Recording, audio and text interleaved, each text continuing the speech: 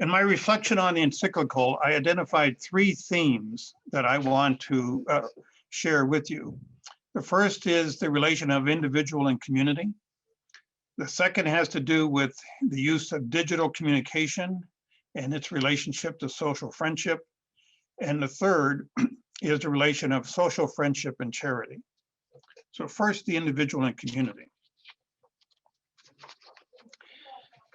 Given how important community is to religious, I think we should take a look at the relation of the individual to the community in light of what the encyclical referred to as local narcissism.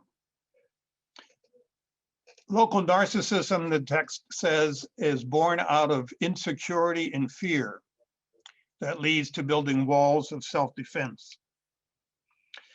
Some have called our age, our times, the age of narcissism. If narcissism is present in society, then we can expect to find elements of it in our own communities. The narcissist is recognized as someone who is self-absorbed. They incline themselves in all of their activities towards self-centeredness.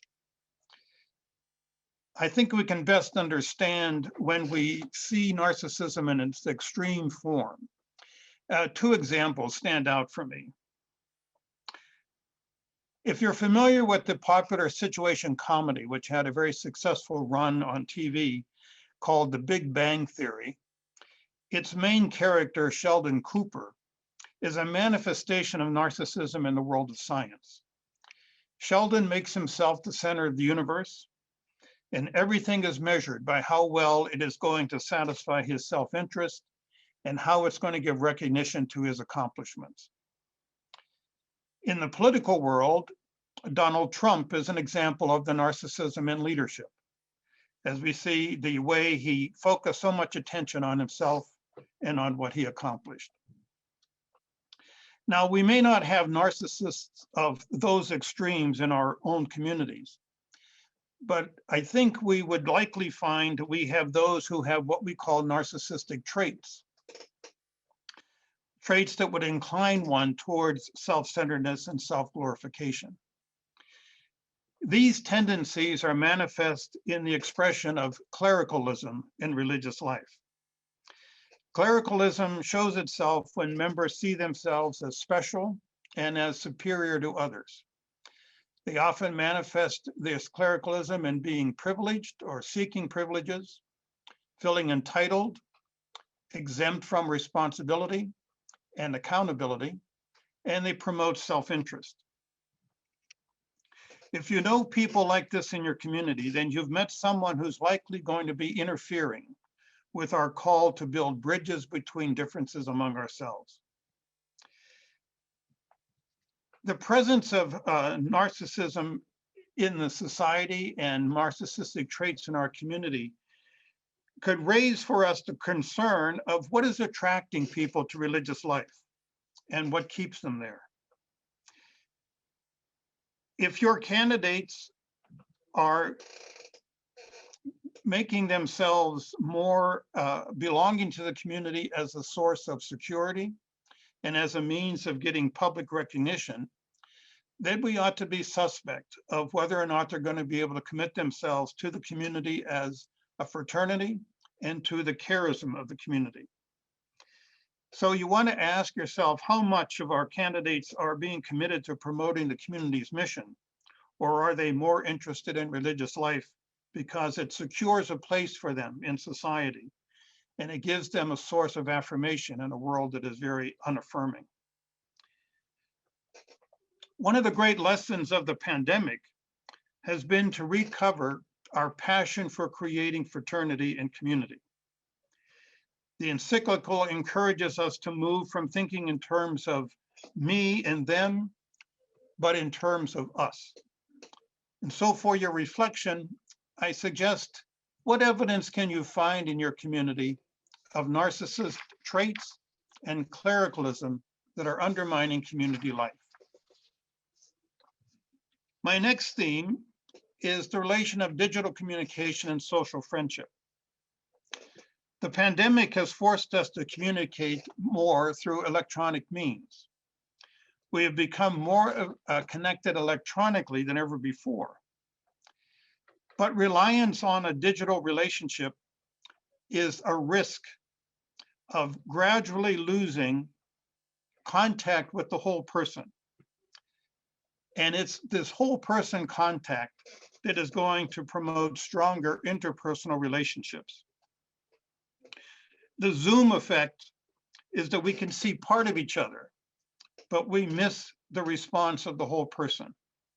The physical gestures, the body language, all of which is important in human communication. The whole person communication is the way we cultivate social friendships that will be lasting over time. If a group is already familiar with one another, they can use these Zoom meetings more effectively than when you try to bring in a newcomer. I just had an experience recently of our review board meeting in response to the Presidium requirements. And this was a meeting in which one of the members was with us for the first time. And she said that it would be important for her to meet everyone in person very soon, so that she would know who she's working with and feel a sense of belonging to the community. And I thought that was very telling. While the electronic communication is very helpful, if you're trying to build strong social bonds, you want to have other opportunities for meeting as well. And so I ask you to think about, when the pandemic ends, what forms of digital communication should you keep, and which should you minimize or drop in order to strengthen bonds of community that are going to strengthen your religious life? My third theme is on the relationship of social friendship and social charity. The encyclical speaks at great length of the notion of political and social charity in the context of discussing the kind of love we need in order to build social bonds. I want to suggest a way of getting behind the virtue of charity, to think about the kind of social and political love that will build social friendship, not only within our communities, but also within society. The encyclical talked about the power of hospitality as an example of the love that makes room for everyone. Think about what hospitality demands. We have all been on the receiving end of hospitality when we are invited into another person's home or invited into a small group's party. And I suspect we've all had the opportunity to extend hospitality in the process of building a friendship. I think that the spiritual strength of an individual's life and the spiritual strength of community life is measured by what hospitality demands. Hospitality requires a response on our part of being caught up in what another person is experiencing. And the key to being a hospitable person is to be able to pay attention. What is the price we pay for our attentiveness? That is what makes hospitality so difficult. Are we willing to pay the price? Paying attention comes at a price. It costs time, and it costs a deliberate, intentional, conscious effort to divest ourselves of our self-preoccupation in order to be interested in the other. For example, if you're hosting a party, you pay attention to what your guests need so that they can feel at home and feel welcomed. Do they need a chair to sit down? Do they need a refreshing drink? Do they need a napkin? You pay attention and you offer that which is going to make them feel more comfortable. The encyclical used to great effect the parable of the Good Samaritan as a way of showing what love looks like when you reach out to the stranger. I would also like to direct our attention to the Gospel of John and in the scene of the washing of the feet. There, Jesus establishes a relationship with his disciples where he abolishes the inferiority to make them subject to him. The hospitable love of the washing of the feet has no room for one to be superior while another remains inferior.